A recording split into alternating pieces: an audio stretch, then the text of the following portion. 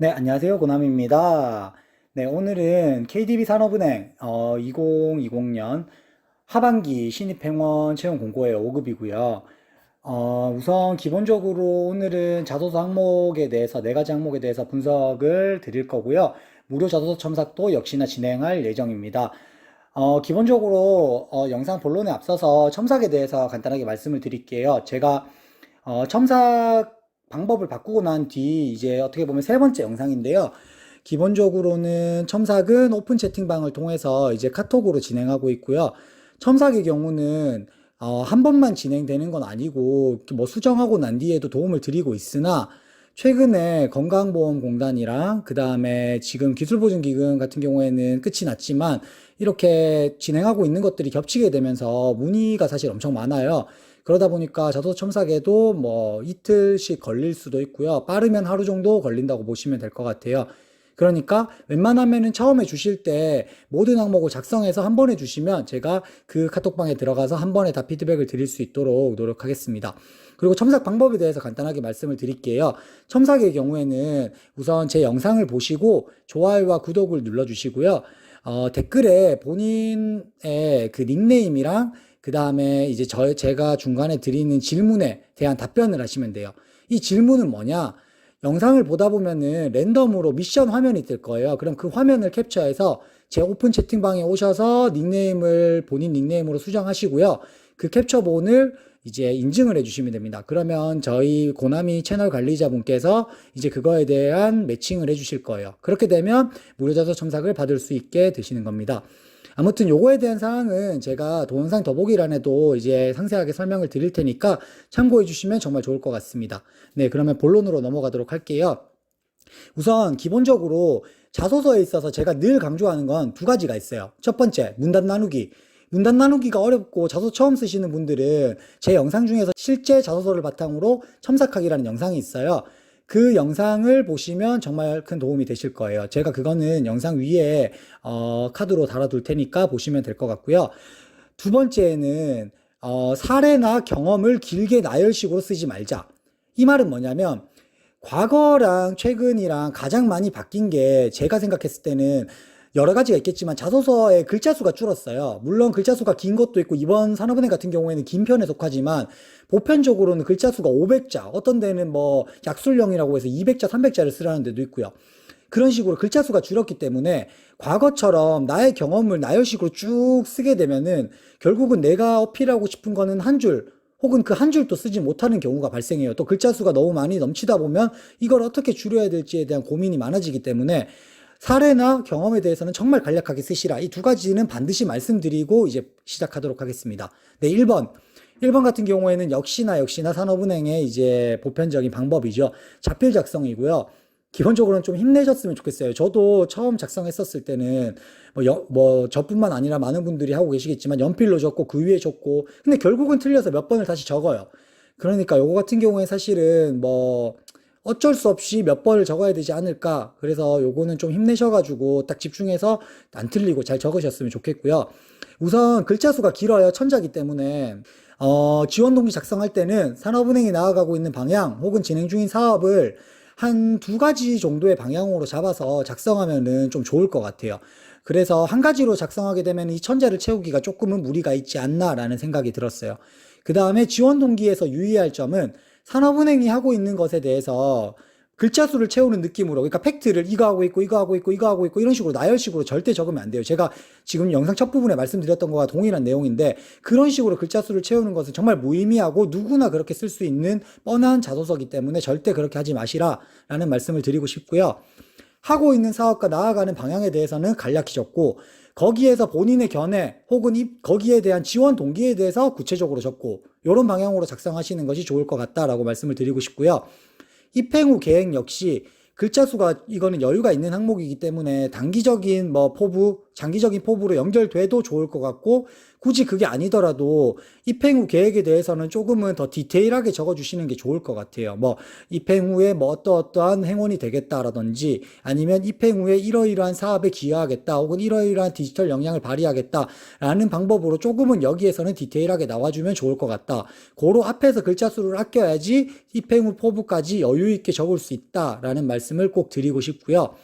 2번 항목으로 넘어가도록 할게요. 2번 항목의 경우는 금융권 역량 개발 노력이에요. 700자고요. 이건 역시 문단 나누기 정말 중요해요. 근데 문단 나누기가 산업은행에만 있는 특징 중에 하나인데 15문단 이내.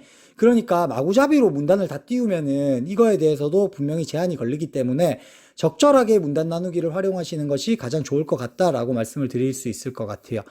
그 다음에 절대 경험이나 사례를 나열식으로 작성하지 말 것. 제가 요거를 매 항목마다 말씀드릴 거예요. 문단 나누기, 경험이나 사례. 그 이유는 첨삭을 지금 처음 유튜브 채널 개설하고 나서 2,500건 정도 되는 것 같은데 영상으로 계속 말씀을 드려도 이거에 대해서 문단 나누기 안 하고 계시는 분이 사실 절반 이상이 되는 것 같아요. 그래서 꼭 제 영상 보시는 분들은 이거는 꼭 지켜주셔서 저한테 첨삭 요청을 주셨으면 좋겠습니다. 그리고 경험, 교육, 자격 등 바탕으로 작성하라고 되어 있으니까 해당 사항들을 기본적으로 작성하고 여기에 뭐 추가를 한다고 하면 경력 사항 정도, 뭐 홍보대사나 서포터즈나 인턴 같은 경우에도 경험에 넣어도 좋겠지만 경력에 들어가도 되니까 뭐 요 정도의 이제 포커스를 맞춰가지고 작성을 하면 좋을 것 같아요.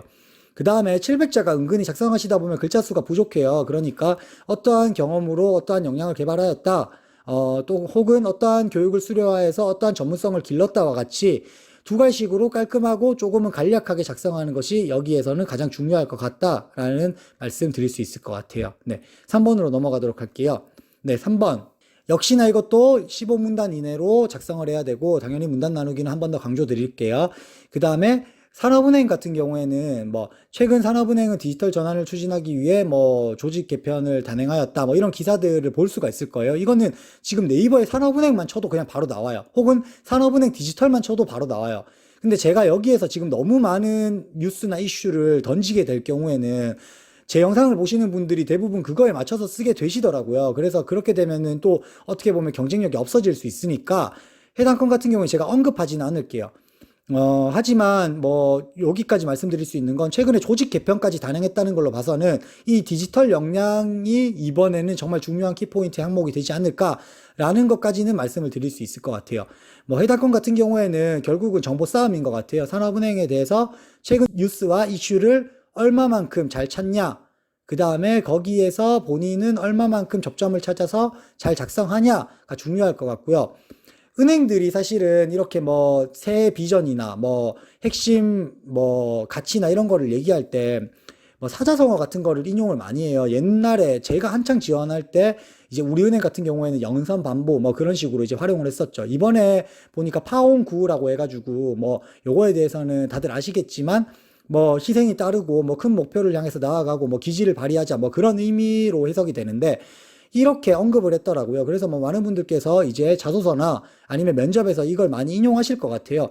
뭐 제가 개인적으로 말씀드리는 건 이거를 쓰는 건 나쁘지 않을 것 같은데 너무 뻔하게 쓰지 말았으면 좋겠어요. 좀 더 요거를 인용하지만 본인과 접점을 찾아서 혹은 본인과에 맞는 걸 찾아가지고 어느 정도 좀 요걸 활용했으면 좋겠지. 요거에 대해서 이거를 언급하였습니다. 그러니까 뭐 이런 목표를 향해서 나아가고 기지를 발휘해야 됩니다. 이런 거 누구나 쓸 수 있어요. 누구나 아는 내용이고. 그러니까 그런 식으로는 하지 말고 활용 정도는 하면 뭐 나쁘진 않을 것 같다라고 말씀을 드릴 수 있을 것 같고요. 작성에 대해서 조금 말씀을 드리면 산업은행은 어떠한 방향으로 나아가고 있다. 뭐 이러한 디지털 전환을 추진하기 위해서 나아가야 할 방향은 어떠한 것이라고 생각한다. 뭐 어떠한 것이고 행원으로서 이러한 역량은 필요하다.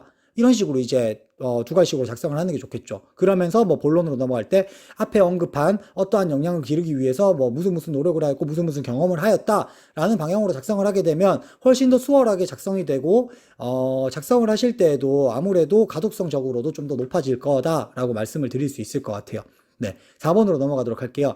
4번은 자기소개고요. 1500자예요. 일단 문단 나누기 또 중요하다고 강조드리고요. 20문단 이내로 나누라고 하네요. 특이한 거는 KDB 웨이, 그러니까 이게 뭐 행동 규범을 의미하는 건데 요거에 부합하는 거 두 가지를 선택하고 그렇게 생각하는 이유를 또 기술하라고 얘기를 했어요. 일단 기본적으로 2번 항목인 금융권 역량 개발 노력 항목과 사례나 경험이 겹치지 않는 게 가장 중요할 것 같아요. 제가 자소서에서 중요한 포인트를 말씀드릴 게 진짜 수십 가지가 되지만 그 중에 하나가 또 뭐냐면 항목이 있으면 각 항목마다 다른 소재나 다른 주제가 나오는 것이 가장 좋아요. 그게 아무래도 나는 다양한 경험을 했습니다. 나는 이러한 뭐 많은 사례들이 있습니다를 어필할 수 있는 거고, 또한 한 가지의 사례로 모든 항목을 작성하게 되면 얘는 경험이 이거밖에 없나? 이 사람은 좀 한정적인 경험을 한 사람이구나라고 생각을 할 수 있기 때문에 2번과 4번은 겹치지 않게 작성하는 게 좋을 것 같다라고 말씀을 드리고 싶고요. KDB 웨이 같은 경우에는 당연히 이 10개 중에 본인과 부합하는 거, 일치하는 것을 선택하는 게 이 항목의 핵심이라고 볼 수 있겠죠. 근데 이 10가지 행동 규범을 어렵게 해석할 필요가 전혀 없을 것 같아요. 뭐 예를 한번 들어볼게요. 고객의 니즈를 최우선으로 생각한다. 그러면 이건 당연히 뭐예요? 고객의 니즈 파악, 뭐 고객 관리 능력 이런 식으로 이제 쉽게 우리가 보편적으로 쓰는 게 되겠죠. 외부 협력하여 더 나은 길을 찾는다. 뭐 이런 거 같은 경우에는 당연히 협업 마인드가 되겠죠. 그 다음에 뭐 익숙함에 벗어나서 이제 도전을 하자. 이거는 도전 정신이 될 수 있겠죠. 이런 식으로 너무 어렵게 생각하지 말고 요거에 대해서 이제 기존에 우리가 늘 자소서에 쓰고 있던 그런 거에 대해서 연결 지으면 되니까 요거는 좀 더 쉽게 해석해서 작성을 하시라라고 말씀을 드릴 수 있을 것 같아요. 마지막으로 팁을 하나 드릴게요. 여기에서도 지금 보면은 KDB 웨이에 디지털 마인드를 갖자가 있어요. 근데 제가 말씀드렸다시피 산업은행이 디지털적인 역량을 강조하고 있는 상황에서 만약에 3번 항목에서 내가 디지털 역량을 좀 더 보여주기 부족했다라고 하시는 분들은 디지털 마인드를 가짜를 선택하는 것도 저는 나쁘지 않을 것 같아요. 그래서 여기에서 좀 더 디지털적인 역량 뭐 요소들을 어필해서 아무래도 최근에 밀고 있고 최근에 좀 더 나아가고 있는 방향과 부합하는 그런 쪽으로 작성을 하시면 보다 좋은 뭐 점수를 받을 수 있지 않을까라고 생각을 합니다. 네, 여기까지 지금 4가지 항목에 대해서 분석을 했고요. 우선 기본적으로 자소서 첨삭 같은 경우에는 4월 12일이죠. 네, 일요일까지 첨삭을 진행할 예정입니다. 4월 12일 일요일 오후 6시까지 댓글 작성 기준이고요. 댓글 주시는 분들에 한해서 이제 자소서 첨삭을 진행할 예정이니 많은 분들께서 빠르게 잘 작성하셔서 저한테 첨삭 요청 많이 주시면 좋을 것 같습니다. 네, 아무쪼록 뭐 최근에 이렇게 공고들이 많이 올라오고 있는 만큼 다들 지원하셔서 좋은 결과 있으시길 바랍니다. 네, 지금까지 오남이었습니다. 감사합니다.